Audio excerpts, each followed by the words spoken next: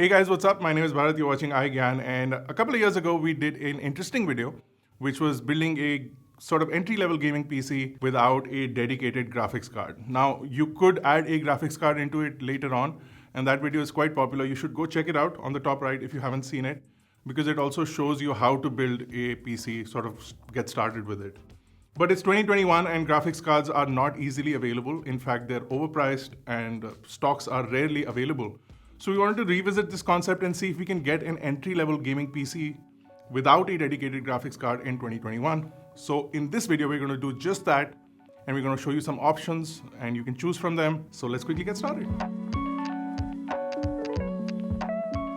So one of the first important things that you need for something like this is an APU. Now Intel makes processors with integrated graphics as well.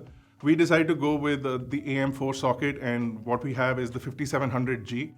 This is a relatively new Ryzen 7. This has integrated graphics, and you can also get a Ryzen 5 5600G, which is about 10,000 rupees cheaper. So you can pick between a sort of 20 to 24,000 rupee processor with integrated graphics, or you can pick a 30 to 35,000 rupee processor with integrated graphics, and that should get you started. So what an integrated processor means is that it's like a smartphone chip or the new Apple M1 chip, where your CPU cores and the GPU cores sit on the same chip, which makes it really useful for a lot of people trying to make their first PC, which doesn't necessarily need to be a gaming PC.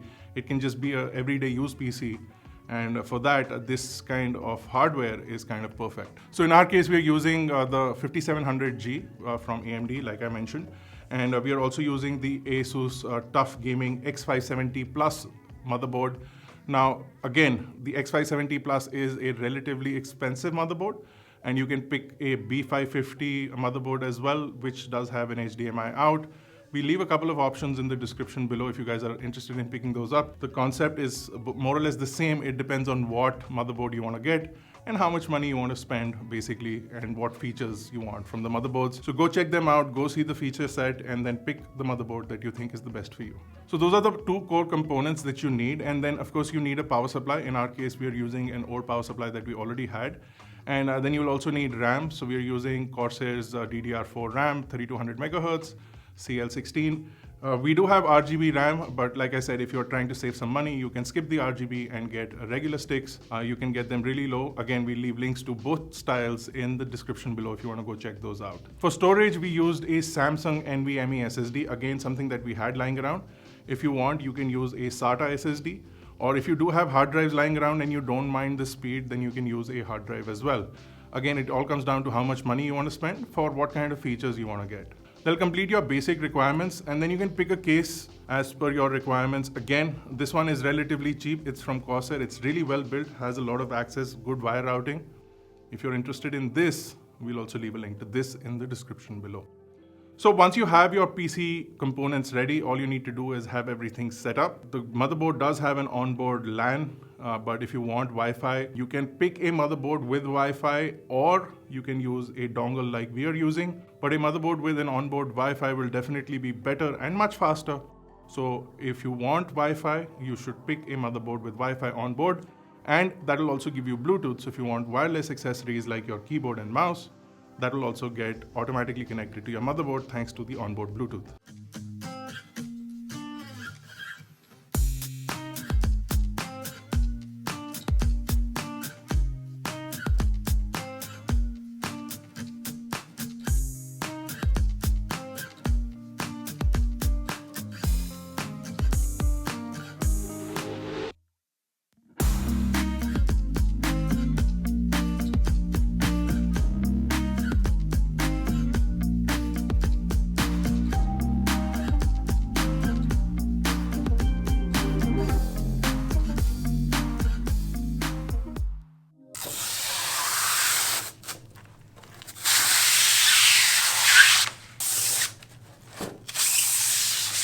Once you have everything built up, you want to install your favorite operating system. In our case, we installed Windows. After installing Windows, the overall performance from the machine was pretty responsive. There's no jitteriness, and the graphics capability shows in basic everyday tasks.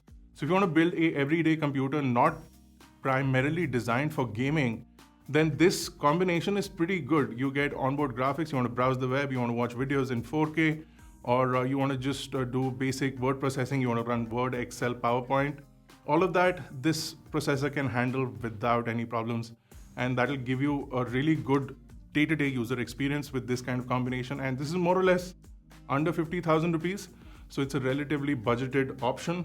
And then you can pick your peripherals or use your old peripherals. If you have a monitor, keyboard, and mouse, you just connect this to that and you're good to go. As far as gaming is concerned, you'll be playing at a lower resolution. So you will be playing at 960 or 720.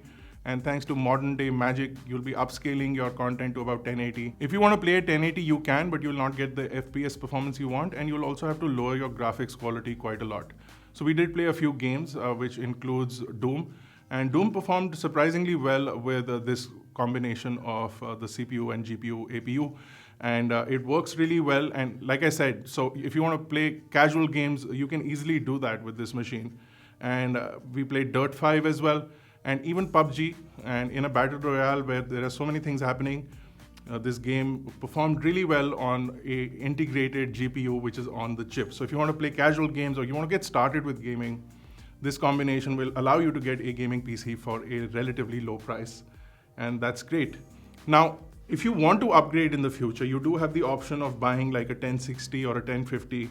You pop this in and your gaming experience just goes up. So you start getting about 50, 60 FPS on 1080p. And then later on in the future, if you do get your hands on like a 3080 or a 3070, then, you know, ray tracing and everything. Because you do have access to all that performance on the Ryzen 7, you do have a pretty good motherboard that is capable. And if you get a 650 to 750 watt power supply to start off with, then all you need to do is basically drop in your graphics card and you're good to go. So let's quickly try and answer the question we asked in the beginning. Can you build a gaming PC with an APU in 2021? You can. And you get a relatively good response from the machine for not only everyday tasks, but also for casual level gaming. And most of the hardware we used is highly scalable. So all you need to do is basically drop in a graphics card. And if you don't want to, and if you think that this performance is good enough, this is a good everyday machine. And you can get your casual games in, you can get your everyday work in, and for that, it's pretty useful. So like I said, everything we've used and mentioned is linked in the description below. Go check it out. Go let us know if you decide to build a PC with some of these parts. If you enjoyed this video, don't forget to smash the like button. Hit the subscribe button if you're not already a part of Team iGyan. This has been Bharat. Thank you guys for watching. I'll see you in the next one. Now, it was a lot confusing for a lot of people, but in this video, I wanted to revisit. नमस्कार दोस्तों, मेरा नाम भरत है. आप देख रहे हैं iGyan. आज हम करेंगे एक नया खुलासा.